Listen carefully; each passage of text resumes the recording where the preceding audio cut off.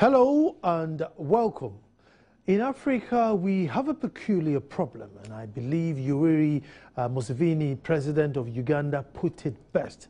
In 1986, he famously declared that the problem of Africa is not the people, but the leaders who want to overstay in power. Ironically, within 10 years, he had rewritten the constitution, allowing him to serve a third term and then a fourth one. Many believe he would seek a fifth. The people of Burkina Faso don't want any more years of Blaise Compaoré. I don't say I blame them.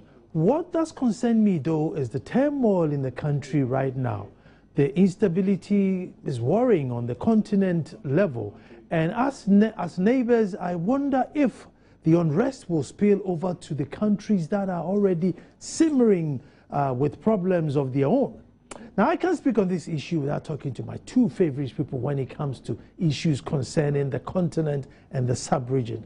And my name is Nansa Kwao, and this is PM Express. When I come, I would introduce my guest.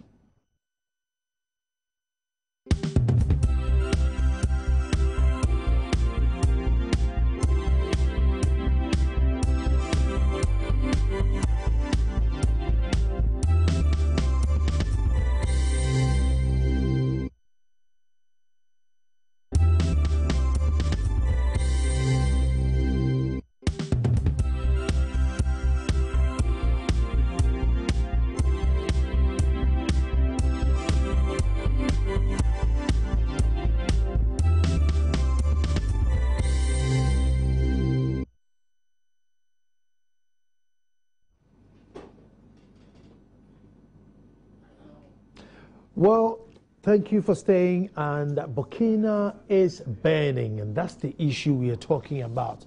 Close neighbor, and it's in turmoil. And I can't say when you see your neighbor's chin on fire, fetch a bucket of water and place it next to yours, because you don't know when yours will be set ablaze. With me to discuss this issue, my immediate left, my own brother, Ibad Ibrahim, international security analyst. Ibad, you're welcome. Thank you so much for having me, Nana. It's been a while. Yeah, it has. It has. And new on the list, I've already found him, Amban Temunsa. And that's Emmanuel Benza, an ECOWAS policy analyst. Emmanuel, you're welcome. Thank you. Nice to be here. Very good. Very good. Ibad, let me start with you. I mean, what happened in Burkina Faso? Is it a coup? I think this wasn't a mutiny. For anybody who has perused the history of Blaise Compaoré, he's a very shrewd politician. He's been able to stave off, a series of mutinies in the past 27 years. But he had overstayed his welcome, and instead of leaving the stage while the applause was loudest, he kept dragging his feet. So this wasn't a coup, Nana. It doesn't fit into the definition of a coup. This was a mass, protest against the monotony of the incompetence of a person like Compaoré. That was led by ordinary people, students, teachers, housewives, middle-class people that were fed up with the status quo. But it's quite unfortunate that, armies across the world would want to make, capital out of the sacrifices of ordinary people. But in earnest, this was a broad-based uprising where people were able to brave the storm and then throw Molotov cocktails as live bullets were shot at them. So this is people power at its best, and I believe so well that it has all the trappings of what we saw in the case of Tunisia. And therefore, the army played a minimal role in this. But the army needs to be commended, and I'm quite surprised that people keep lambasting the army. Nana, a symbol of statehood like the Parliament House, for you to burn such a symbolic, edifice down to the ground, it took a lot of reservation from the army not to have gunned down hundreds of people. I believe the Burkinabe army is a responsible one, and when they tell us that they will change the country into a constitutional one, let's trust them. Because in any other jurisdiction, you mentioned Yoweri Museveni, in his country he has quashed dissidents, and examples abound within the sub-region. Idris Deby of Chad, we have Paul Biya of Cameroon, Dos Santos of Angola. All these are long-standing dictatorial regimes that have quashed people with a sledgehammer. So I believe so well that the kind of reservation they have, shown within this crisis means that they anticipate, they appreciate the fact that this wasn't anything from the staples of the army. This was a mass uprising, and the earlier they took the country back on the path of constitutional rule, and law and order, the better. So we should consider the army as an integral part of the integration and the transition. But we shouldn't see the army as the sole transition in itself. Because in Egypt, when Abdel Fattah al-Sisi and other military people were given the carte blanche to lead the transition, and they made political capital out of it. That is why the EU and the AU and then ECOWAS are stamping their authority, and they've already given an ultimatum of a fortnight that they want to see constitutional rule, not people in military garbs and military fatigues, but civilian technocrats that are leading the country. And therefore, it doesn't fit into the definition of a coup. And we can't put it in the Hall of Fame of countries within the sub-region that have undergone coups in the past 3 years, like Mali and Guinea-Bissau. This was a mass protest, similar to what we saw in the Arab Spring.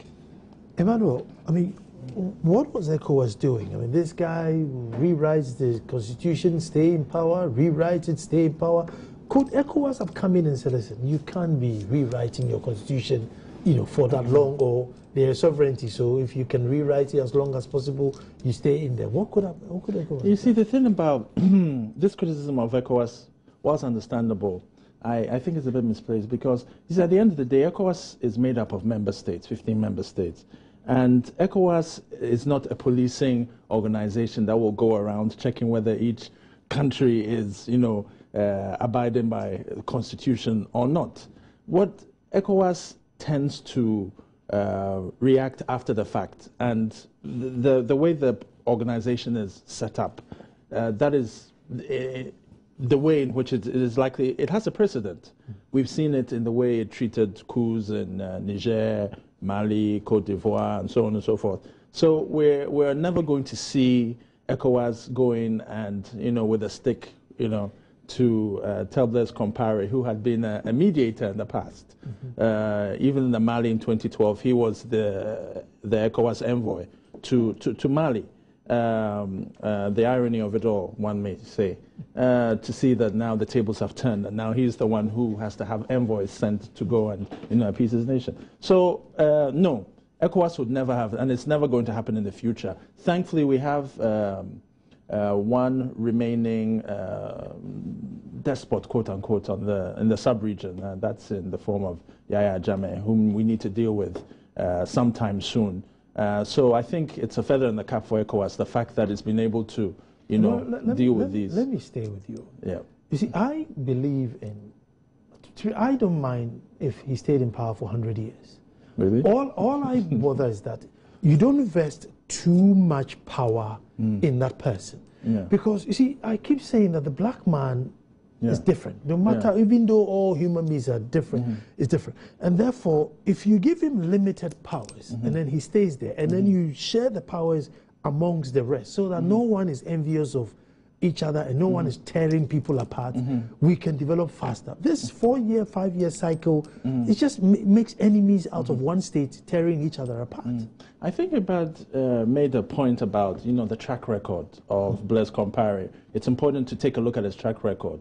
I mean, Blaise Compaoré came to power 15th October 1987, and he's leaving 31st October 2014, so 27 years in power. That's quite a long time in any country, and that's quite a long time in ECOWAS's history. Some may say that all this time, why was ECOWAS not doing anything to forestall it?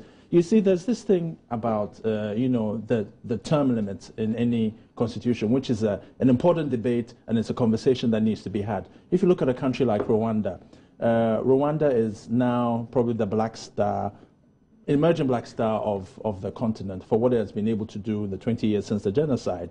Rwanda has 7 years, and I believe it was reduced to 5, right? Yes. I believe it was reduced to 5. But yet, given what Kagame has been able to do, the people have retained him in power. So for me, whilst I agree with you that the term limits are important, that you need to give, leaders time to rule, it's also about the quality of leadership that they bring to the table. Ibad, you see, if I take a country like America, which we all, Germany, Sweden, even if the president probably went to sleep and died and nobody knew, nobody would, because the country would just still be running. Structures are there. But we see, autoplay. Yeah, it's literally autoplay. But with us, you know, if a DC doesn't work, the president has to come and say, go and work. If there's somebody, the president tells the IGP, the police would arrest anybody who, you know, we haven't built our structures, our systems, our nation to that stage where I was in Fadama this morning. I mean, and I'm looking at Fadama and the people there, and I'm saying to myself, you know, in 2016, they'll have people here coming to campaign for elections, and it's a catastrophe just waiting to happen. We need time for our leaders to work, but we also give not too much powers. I don't know. I mean, yeah, I agree. Nana, I agree with you on the point of decentralization. In the United States, it doesn't take Obama to sign every single document to get things done. There are gubernatorial, you know, authorities that are invested in people dotted across the country. But I also believe that longevity, Nana, does not necessarily translate into national development. Elsewhere, people have ruled for decades, and the level of development has been zilch. Kampori ruled for 27 years. He came to power when Burkina Faso was one of the poorest countries in the world. And according to the UN Human Development Index, as he has just left power, Burkina Faso is placed 181st out of how many countries? 187. And his, you know, ratings by Standard & Poor's are also very, you know, bad at the end of the day. So longevity will not necessarily translate into national development.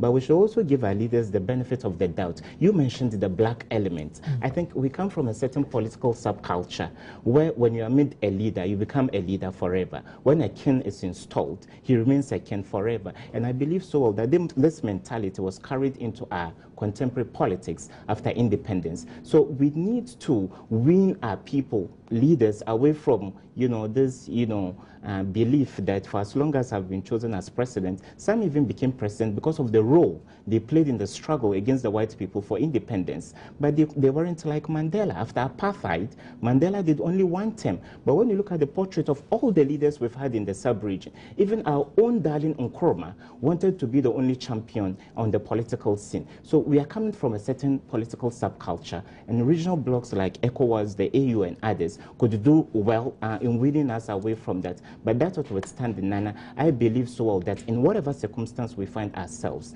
let's use all the tools within the toolbox of diplomacy. Some are saying, why does ECOWAS not intervene? Let me come in. You see, why does, let's say, the Akwamu Hene, the Oching Hene, the Asante Hene, you know, the Doma Hene, would rule for life, and the people around are okay? So why haven't we investigated to find out why does it work within these circles, and why can't we transcend it to national scale? I mean, Asante Hene will be there for life, and everybody's happy and will revere him. Any visitor comes, come, let's go meet our king. Oching Hene will be there doing the same. So why is it that it works there and it doesn't work nationally? Nana, chieftains, I know you are a chief and you keep rooting for chieftains. It's good. I think we can, you know, factor it into our, you know, contemporary politics. But that's notwithstanding, people have been, you know, have been made to keep quiet about certain chiefs across the continent, not because they are contented with the way things are going, but because in case they want to speak against the status quo, and they know the kind of repercussion there will be for them. When you contest the authority of a chief, you are put to the sword. Historically, that has been the case, or you are banished from the land. So that culture of intimidation has always been there. That is why perhaps your chief, Kwe Muhine, or any other chief may have been there for 4 decades, 5 decades, without being questioned. He hasn't been contested, not because there are not competent people elsewhere. That is why after independence, we believe that the level field, there should be a level playing field, so that at the end of the day, regardless of our ethnic differences, regardless of our religious diversity, at the end of the day, the person who puts the best foot forward will be given the opportunity. But we missed the boat quite too early when we invested too much power. That is why I said I agree with you on the point of decentralization. If we were able to, you know, decentralize the power so that there wouldn't be too much power in the president or the head of state, then perhaps at the end of the day, when they leave power, they will have some security. I believe so well that most of these African leaders that want to cling so much to power feel insecure about what happens the next day they cede power. So what is Africa doing? people individually have tried, like Mo Ibrahim, the Mo Ibrahim Index on Good Governance, but unfortunately in the past few years, it hasn't been successful. So more needs to be done. There should be decentralization. People should be given the opportunity to take part in the political process, so that you could have one man. In Malaysia, it happened. One person, one man stood at the helm of affairs for 20 years. And Malaysia and Ghana gained independence pretty much under the same circumstances. But Malaysia is doing pretty well, and Ghana is in economic doldrums. So I agree on the longevity point and the fact that there are some examples to learn from the African traditional governance system. But that's what we're standing. Times have changed. And I believe so that, Nana, the fact that I'm born into a royal family does not give me the natural, right to become a heir apparent, when in fact there are other competent people who could rule the country. Just a point of correction, and I'll move on back to Burkina Faso. But as the main chief, is reprimanded almost every day, but not in public like you do, your political figure. So the big chiefs are always reprimanded. Now, the reason why they stay in power for so long is because they have authority but no power. The power is then given to the sub-chiefs and the people. And so they work together, and nobody is envious of it. You can't do anything unless I come in. I can't do anything unless you come in. So they have so much authority but no power. The balance is there. Yeah, so there's a balance, because no matter how big the Ocheng is, he can't take a cutlass, go in the bush and say, I'm demarcating this line. He would need Jasihine to do that. And Jasihine can also take the cutlass on his own and say, well, because I'm in charge of land, I'm going to demarcate it. He will need the authority of the chief. So that's what I'm saying, say that maybe if we look into how the traditional work and bring it up, so that even though you see him high and mighty, he hasn't got absolute power. He's got the authority and needs powers to work. But moving to you, Emmanuel, will this youth from other countries think, that's the way to, this is the language these politicians understand. Let's all meet at Black Star Square or whatever, the Togo Star Square, whatever their square is, and demand our rights? Well, if we could legislate people's minds, I think a lot of us would be in trouble. No, I do understand your concern, because here's the case that next year 5 ECOWAS member states are going to go to elections: Nigeria and a whole host of others, Togo and so on. And so perhaps it may set a bad precedent for them to say that, look at what Burkina Faso were able to do, so let's replicate the same thing. I think young people in West Africa are smart and savvy enough to know the economic conditions and circumstances and rise to the occasion as and when necessary. Burkina Faso happened, maybe it was a long time in coming, and maybe it took some people by surprise, certainly Blaise Compaoré. But the bottom line is that I think that, yes, the social media thing is going to happen, as it happened with the Arab Spring, but we're not going to see any of those, the same tags that we are bandying around and other international broadcasters are bandying around as a Black Spring. I don't believe in that kind of tag. I think for the very fact already that, we're always in perpetual summer, there's no spring. So that is one point. The second point is that we do not need those kind of tags to implant from North Africa. North Africa has a very different kind of system of governance, which does not necessarily translate to West Africa. So what happened with Ben Ali and and so on, I don't think we can easily replicate it in West Africa. For the other countries that are going to elections, we know that Nigeria is going to be a hot one. Jonathan wants but I doubt this kind of thing is going to happen in Nigeria. I think Nigerians are very smart and savvy people, and they're likely to be using a lot of social media as well, but the diaspora is likely to be involved to bring out the issues, and I don't think they're going to get the youth to come out on the streets in the way that they did 2 years ago when subsidies were removed in Nigeria, which led a lot of people for about 30 days out in the streets. That was quite a terrible time.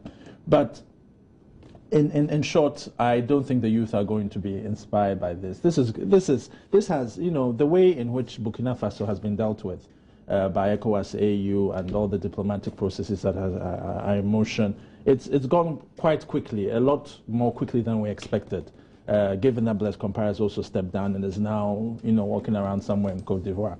But we can't also underestimate the spontaneity of what happened. Yeah. Nana, revolutions don't go according to scripts. They just happen. Yeah. So we have to be very careful. And I believe so many of these African countries are sitting on a ticking time bomb. If the right things are not done, the same young people, young impressionable people that rose up to the occasion and stepped up to the plate and braved the storm and went where daredevils wouldn't have even ventured, means that it can happen in any other country. Like now, but the permutations may be different from North Africa.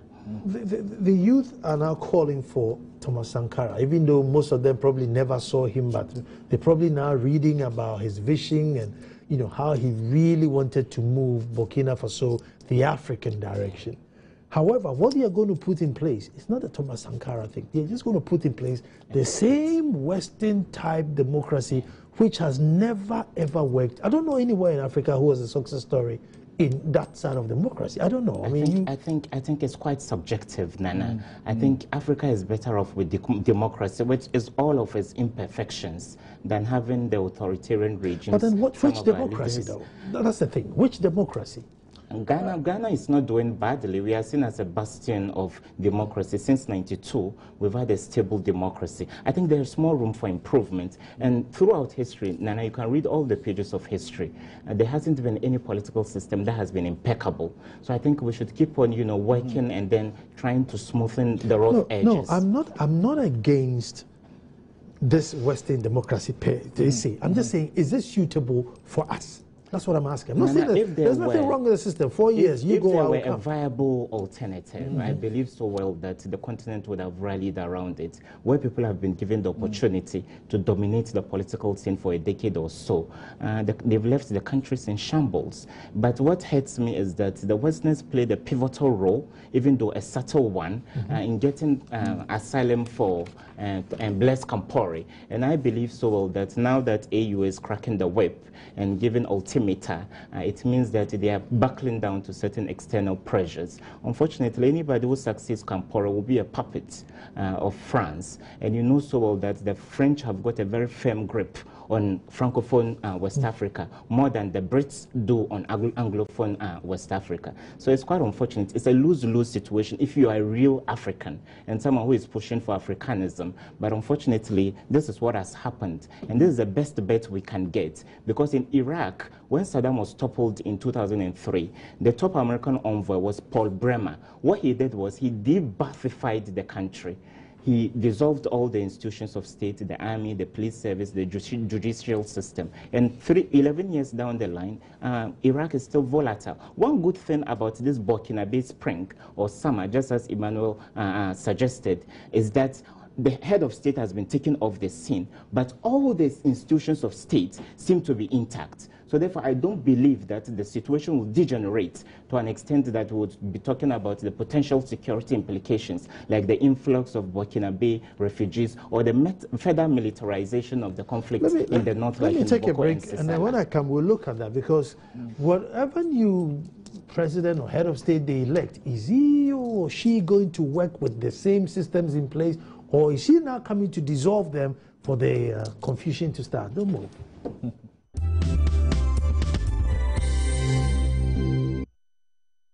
Thank you for staying. Burkina Burning is the topic we are talking about. And just before we went to break, Ibad was saying that they have a peculiar situation where everybody else is in place just to figure out it's been, kicked out of office. But I'm saying, when they bring a new figurehead, is he or she now going to clear everybody and bring new stock, or going to work with the stock that's there? Because I'm sure some of them have been also there for 27 years, moving from one office to the other. Probably they pack their bags and ready to go. So this confusion... Some have even argued, people who are not privy to the political intricacies of the Burkina constitution have argued that according to the constitution, the head of the National Assembly should take over in the event of an abdication by the head of state. But mind you, the Ouattara guy who was the head of the National Assembly left some 24 clear hours before Compaoré left the country. So Nana, you are a chief. Real power is invested in the people around power. So therefore, I believe so well that I think this will be a very delicate transition. We should be able to, play our trump cards well, so that things do not spiral out of control. In Libya, we call them Fulul al-Nizam, the residual elements of the Gaddafi regime. They are those causing the problem because they've gotten so power drunk, they are so used to power, even though the main figure is no longer there, they are still pressing the buttons. So Zida, the lieutenant that is in charge of the country now, who has promised the international community he is going to take back the country into the possession of a civilian, has indicated that he wants to work with all shades and colors of people. And earlier today, he met the religious bodies in the country, the Muslims and Christians, as well as the most important traditional leader in the country. He's called Mugunaba. He is the king of the Moshis over there. And close to 50% of the Burkinabe population is Moshi. So I believe that it's too premature to write this off and say that it is doomed to fail. I think so well that the permutations indicate that with the right assistance, both from the regional bloc ECOWAS as well as the continental bloc AU, and the help of our international partners, this transition is going to be a successful one. But just as you know, Nana, democracy is not an event, it's a process. I believe so well that the road will be bumpy. They will experience some tumultuous things on the way. But I believe so well that Burkina Faso will not go the line, toward the line Mali did in 2012. I mean, on the screens were the revolts that they were showing. Emmanuel, what is the lieutenant colonel the highest ranking officer in the army? I was thinking they would give the army to to like the general, the CDS or something. So I don't seem to get the understanding why a lieutenant colonel is taking over. Hasn't he got senior ranking officer? Honestly, that's a question I really can't. Yeah, I wouldn't. I haven't talked to my fellow people in Burkina for the past. but I believe so. Initially, the general was the one who took the overall general of the chief of defense staff. He took over the country. But this was a popular uprising, and the face of the uprising should be a populist. And this guy, he was quite a popular figure, even in the time of Kampor. He's so youthful, he's filled with exuberance. So they wanted to front him so that they would appease and placate the different factions within the country. But that hasn't been successful. The opposition figures have said they want to work with someone who has absolutely nothing to do with the army, because the army cannot hijack the sacrifices of the ordinary people. So rank hasn't even factored in too much. It's about the popular face you would want to put to the mass protest. I see, because I've always been wondering, why Lieutenant Colonel, so who salutes who now, the general or the colonel, But many generals saluted Lieutenant and Flight Lieutenant John Rawlins, even though he wasn't any. But that was a coup. Yeah. You see, this is sort of. That's the difference. That's the difference. That was a coup. I've taken over, therefore, salute me or I'll shoot you. Yeah. But this is a case where the guy is abdicated and then, you move in. So I was just trying to find out how it works. But, 2 weeks to hand over, is it realistic? This is something that we were talking about earlier today. I think it is not realistic. It is very, and especially at a time when ECOWAS is going to have a meeting in 2 days' time in which it'll formulate its own plan on how to liaise with the African Union and the UN envoy in Ibn Chambas and so on the way forward. I think that the AU should not have come out so quickly to come out with this fortnight, ultimatum. As I said earlier, I believe that the AU probably buckled under pressure because against the face of criticism from critics, which for me is a bit surprising because the AU's peace and security architecture dictates that it has its processes, which it follows through. Peace and Security Council has a meeting, then they decide on what to do to dispatch envoys. And thankfully, fortuitously this time, we have Chambas, Ibn Chambas, who is a seasoned diplomat, West African diplomat, having worked with ECOWAS for many years, and is now, coincidentally, the UN's special representative in West Africa. Also, the UN office, heads the UN office of West Africa in Dakar, and therefore is likely to play a more activist and interventionist role in a way that we did not see with the UN office in West Africa in Côte d'Ivoire in 2011 and the previous crises as well. I think we're seeing more of a confluence and combination of West African diplomats acting as the years go by, acting and using the experience to mold the sub-region in a way that we need to see. Staying with the AU, I know you stay with you. Yeah. I mean, why would the AU, I mean, this, by all accounts, was a popular uprising. I mean, you could tell the whole country was united that, no, enough is enough. However, the posture of AU is that we don't even care whether you supported it or not. We are not going to accept this sort of government, and therefore, you know, I'm surprised about the posture of AU. I wouldn't go so far as saying that it's the AU being apathetic and saying that they don't care. I think it's the AU trying to stamp its authority against criticism. Like I said, which shouldn't be the case, because they should be well comfortable in the fact that everything is said. They know what they're about, what they're doing, and they should just leave things to play. I mentioned earlier today that the AU, for example, has the African Charter on Democracy, Elections and Governance, which came into operation in 2012, at the time that Mali blew up. But Burkina Faso is a signatory to the African Charter on Democracy, Elections and Governance. And Ghana also ratified it in 2010. It's quite ironic that they should go ahead and sign. Burkina should go ahead, Faso should go ahead and sign, and then, you know, things turn out this way. But the bottom line is that, as others have said, other analysts have said, it's very interesting to see that, you know, our leaders are increasingly very ready to sign protocols and charters that, you know, encourage democracy and yet interestingly go against the grain. But I think that also is an indication that they're willing to be seen to be democratic. And these protocols, and sometimes, I believe personally that sometimes they forget that they have signed these charters and they have to abide by them. Because here's the case with the African Charter on Democracy, Elections. It's not a very well-known charter, and the AU has some work to do to popularize it.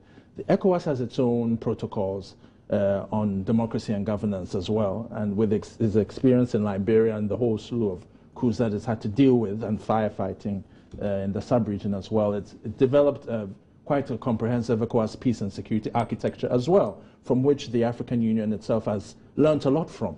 But this democracy, Charter on Democracy, Elections and Governance, there are clauses and there are articles that stipulate that if countries, member states, are having issues with on how to handle their systems, democratic systems, they have the right to call on the AU to ask for assistance from the AU's Democracy Elections Unit. The AU has a Democracy Elections Unit, which a lot of people do not know. Let me bring it back in here. I mean, my position is that maybe, right, you know, there are certain African leaders who have, you know, overstayed long and know that maybe one day my people will also revolt, and therefore let me sign to say that whichever means you take me out of government, it shouldn't be accepted. It's unconstitutional, it shouldn't be accepted. Yeah, Nana, at this moment of crisis, the last thing the international community can do is to strike discordant tunes about the position of the international community on what has happened. And I believe that the EU stance, even though premature, and it's more of putting the cart before the horse, it shows that there is a convergence between the ECOWAS framework, whose Chapter 45 Emmanuel just made reference to, as well as the Articles 23 and then 30 of the AU, you know, Charter as well. That talks about the unconstitutional torpedoing of a regime, no matter how illegitimate, but for the sake of its sovereignty and the respect for its territorial integrity, any incursion or internal uprising that shoves aside the leader is considered unconstitutional, built by the ECOWAS framework and the AU Charter. So ECOWAS has come in, and I am very excited with the makeup of the envoys we have currently. The AU has chosen a special representative, and he's a former Prime Minister of Togo, a West African. So Adam Kojo is a representative of AU to Burkina Faso currently, and our own Ibn Chambers, which Emmanuel has made reference to. So I believe this will be a test of character for West African leadership, now that our president doubles as chair of ECOWAS. So if we don't succeed in this, I believe so well that it will speak quite negatively against, you know, our ability to serve as interlocutors in crisis dotted across the country. We only contribute troops when there are peacekeeping missions around the world. Then in 2013, Ghana alone contributed up to 3,000 security forces. So let's not contribute to the international debate on security only by blood. We should also use our acumen on arbitration to solve some of the myriad problems we have, both at the sub-regional level and at the continental level as well. But as for leaders, they will always want to put their money where their mouth is. I can't believe why Paul Biya has been in place for close to 4 decades. And when ECOWAS special representatives meetings are held, and even on Thursday, I believe he will cruise into Accra. So can't anybody stand up to these dictators and tell them that people have had enough of you, and given the slightest opportunity, they will bid you good riddance? Why don't you surreptitiously leave the stage and still be relevant? Currently, Blaise Compaoré has no political future in Burkina Faso. And if he were to even go according to the timetable, he could have been president till the next year. So their avarice and thirst for power has cost them, and we should be able to stamp our authority and do the right things. If the AU can be so quick to indicate that within the fortnight, the army should do A or B, or else risk being, imposed with sanctions like asset freezes and travel bans, why can't we do the same to other dictatorial regimes within the sub-region, so that we can douse the passion they have for longevity in power? And I believe so well that we should give biting teeth to interventions that engender good governance on the continent. Security is key, Nana. Even when a king is deposed, if he is not guaranteed security, at the end of the day, he would want to cling to power. They're going to vote. They will all queue up and probably vote nicely. International media is going to say it was very successful, there was no riot, and then they will hand their country back over to France. I mean, and they will just... It's unfortunate. And Nana, those of us who have been studying, crisis situations across the world, the very moment they announced momentously that the guy had agreed to abdicate, I said, no, this couldn't have happened in the vacuum. He's been the darling boy of the West. In the 80s, together in concert with Gaddafi, he was considered a pariah because he had a hand in the wars in Sierra Leone and Liberia. But in the late 90s, he changed entirely and became a huge power broker within the sub-region and elsewhere. So the French have just eased him out of power. But that is the farthest the ECOWAS and other sub-regional groups should allow the Westerners to intervene in this, or else there will be a puppetry in Burkina Faso similar to the ones we see in La Côte d'Ivoire. Today, when France says Alassane Ouattara should do A or B with La Côte d'Ivoire, since they torpedoed Laurent Gbagbo and put him in place, certainly he's going to be answerable to their beck and call. So if you are a true Pan-African, you won't be happy with the transition Burkina Faso will undergo, because this hasn't been won by Africans. It's rather been influenced by external powers. And I think the very important thing that we also need to talk about is the fact that here's the case that Burkina Faso headquarters, WEMWA is the Francophone counterpart of, let's say, ECOWAS, eight member countries. And as we know, the so-called Franc-Afrique, where French dominate the mindset of our West African counterparts. Now, I don't know the extent to which WEMWA headquarters may have been burning at the time that the popular uprising was taking place. It would have been good to have been a fly on the wall to see what had happened to that. But interestingly, when you look at the events leading up to 31st October, only on 17th October, they had been celebrating, the country had been celebrating 20 years of WEMWA. How WEMWA was a success story for West Africa and so on. And I think it's important to begin to have a conversation about West African integration. This whole Franc-Afrique, the French counterpart, and ECOWAS coexisting in a sub-region in which there's always peace and security issues predominate.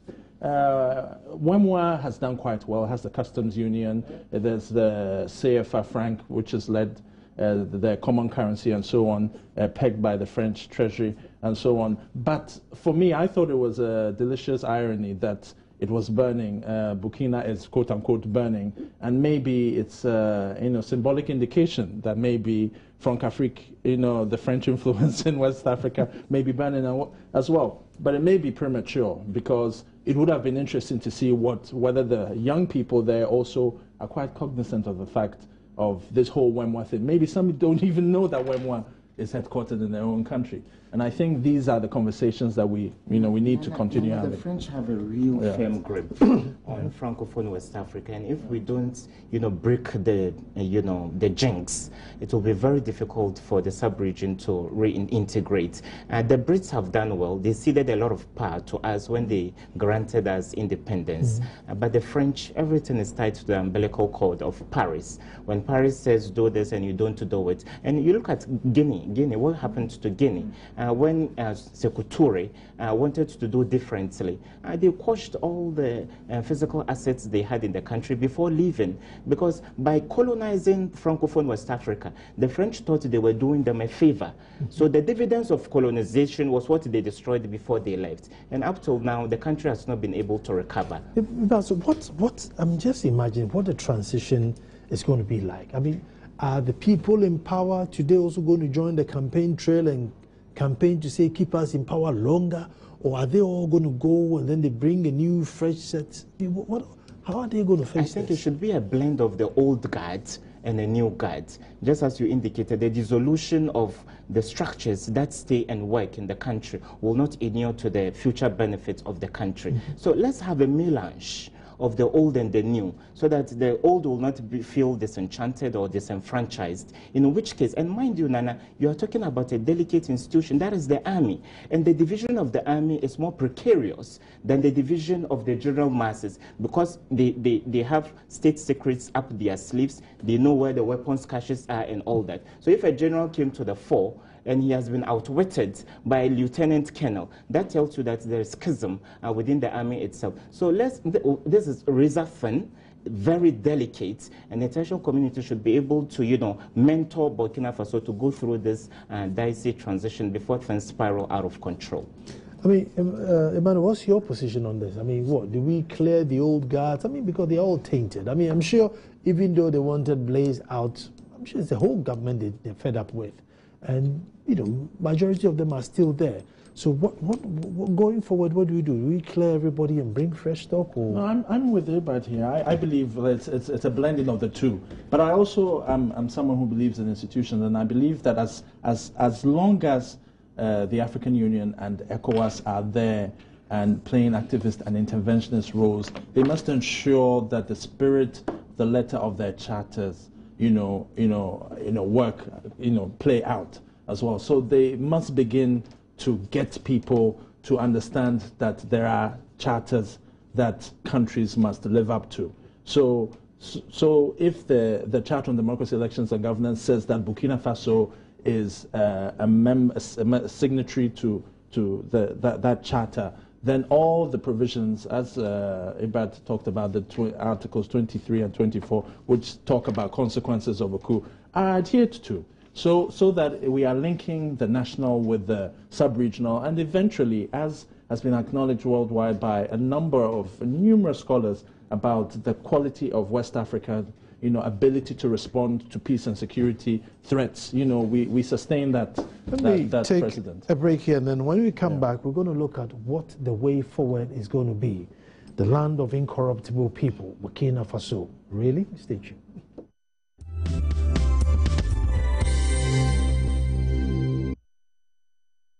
Thank you for staying tuned. Burkina Burning. I'm talking to Ibad Ibrahim and Emmanuel Bensa. I want to look at the way forward, but how can we look at the way forward if we don't talk about the ideals that Thomas Sankara was bringing?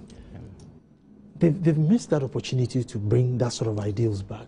Yeah, it's a lost opportunity, and I believe so that it will take them decades to resuscitate those lofty ideas Thomas Sankara had.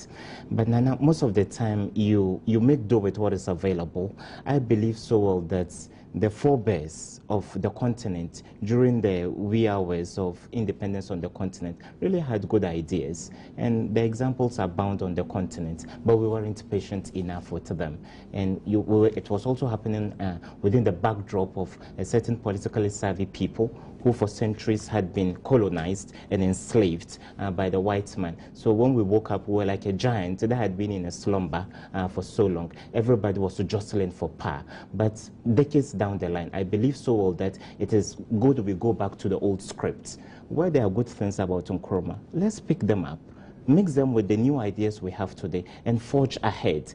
But when a person comes and sees himself as the embodiment of all knowledge, it's either you stick to what I believe is visionary for the country, or you are not part of the team, you can't be part of the party, then unfortunately we can't make any progress. But moving forward, I think, Nana, countries that are neighboring Burkina Faso should keep their guard, because the situation, much as we believe will not degenerate into an open warfare, is so delicate. This country is strategically positioned, geopolitically speaking. It serves as the buffer, or, you know, the middle line between the sub-region and then the Sahel region. You know, since the toppling of Muammar al-Qaddafi, that region has become awash with weapons. Chad, Niger, Mali, Mauritania. So if care is not taken and things bubble out of control, then weapons will filter into the region. And already Burkina Faso is helping so well in the fight against errant militant groups that transcend the Sahel region. So I've radically proposed that Ghana should set in motion the needed mechanisms to possibly set up a buffer between us and Burkina Faso in the unlikely eventuality that there is a spillover, because already there are some flashpoints over there in the north. And you know, Boko is so close to the border. It's close to the Kulungungu post we have with Burkina Faso. Errant people, bad people would want to sneak in with weapons in case this transition goes amiss. Emmanuel, I mean, people are calling for Sankara, and one thing that he stood for was modesty in leadership. You know, obviously sold all their four-wheel drives and bought everybody a Renault 5 and said, look, this is what we're working in because we can afford it. I mean, going forward, can they bring that sort of idealism back into government, or what's the way forward for them? It's just, you know, one extravagant, one in, out, and another one in? Or I think, as Ibad rightly pointed, it's going to take a while before anything, the lofty ideals of Sankara. I'm not quite sure how easily it will fit into, you know, 21st century Burkina. As I think Burkina Faso has endured Compaoré for a long time, and quite happy to break free from him right now. And they're going to be looking, whilst they may be inspired by Sankara, they'll be looking at what is practical, what works currently. And in the same way that Liberia had been looking to Ghana because of Ghana's instrumentality in helping liberate, Liberia in '89 alongside Nigeria with ECOMOG troops, to the extent that even Liberians, MTN in Liberia was offering, holidays to Ghana as prizes, that kind of thing. So that shows the extent of the reverence that Liberians have for Ghana. I mean, they're going to be looking at models, and they may see Ghana as a model. They may look at the language barrier and say, well, okay, fair enough, English. But we know that there are the ties between Ghana and Burkina are clear. So they're going to be also looking probably at Côte d'Ivoire as well. And for those who are deeply inspired by what Sankara will realize that there are elements of Francafrique which need to be broken. That umbilical cord Ibad talked about, it needs to be cut, firmly. So they're likely to move away from Côte d'Ivoire and then gravitate towards countries like Ghana, less so Nigeria. Benin may not even get a look in.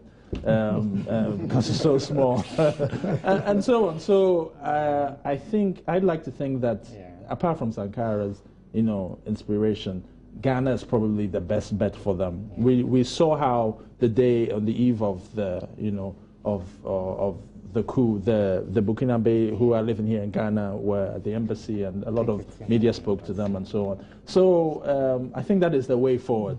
They're going to be watching themselves very carefully how the democratic dispensation is prosecuted here in Ghana. Yeah, but unfortunately, frugality is not part of the current African, understanding of politics. You would think that in such a trying moment, anybody who fills up with a political vacuum will be an ascetic leader who will spend less, take good care of their scanty purse and all that. But you'll be shocked, Nana, only a few months down the line, and such a person will be taking vacations in the Bahamas, quite ironically. So it's difficult. And they say the devil you know is better than the angel you don't know. The future is unpredictable. And I always say politicians campaign in poetry, but they govern in prose. They do all the sweet talking, but when you give them the mantle, they turn into a different thing. Will the French allow them to even, have that sort of modest leader? Nana, the French are so powerful. So they don't, exude the kind of military bravado America does, submarines and all that. But, under the surface, they are so powerful. So I believe so well that any nascent democracy that will come out of this uprising will be nurtured and tutored by the French. So the puppetry element I mentioned will continue to be there for quite some time. As to whether in future they would be able to free themselves from the shackles of French dominance, we'll wait to see. But I believe so well that the next decade of Burkinabe politics will largely be dominated by the French. Should the youth be more cautious about, the powers behind rather than the powers they see? Yes, I think the youth are already quite well aware of the powers behind. I'm not quite sure how well vested they are in all the different dynamics, given what they've endured with comparing. That's one thing that concerns me, because that's why I was hoping to see that, with all that had happened with Wemwa, the fact that they had been celebrating 20 years, it would have been interesting to see whether the youth would have been, using this as an opportunity to say, okay, long live Sankara, let's get rid of Wemwa from Burkina Faso. Let's, pull Burkina Faso from Wemwa. But those kind of conversations are something that we have not heard yet. So for me, I think that it's going to be more of the same, sadly. We're going to see the youth more concerned about, the fact that Compaoré is out. They're happy with that. And then they're going to get along, be monitoring the ECOWASs and the EU shuttling them out. And I believe the political recovery will be quite painstaking and slow. Because when you travel to any Francophone country, Nana, one good thing the politicians they have done is they keep basic goods quite cheap. Condensed milk is as cheap today as it was some 3 years ago in most Francophone countries. So the kind of, political discussions we have in Anglophone Africa is absent in Francophone West Africa. So it will be very difficult for the youth to, wake up and then catch the cold and euphoria of this newfound liberty and freedom. So the transition will be slow. I believe so well that as strategic neighbors, ours is to wish them well and consider this tumultuous period as just an unfortunate period that is only punctuating decades to come of serenity and tranquility for the politics in Burkina Faso. Well, gentlemen, thank you very much. It's been exciting. Burkina Burning, I'm sure you formed your own decisions as you're listening to it, but thank you very much for watching. And I say tomorrow we'll be back to do it all over again.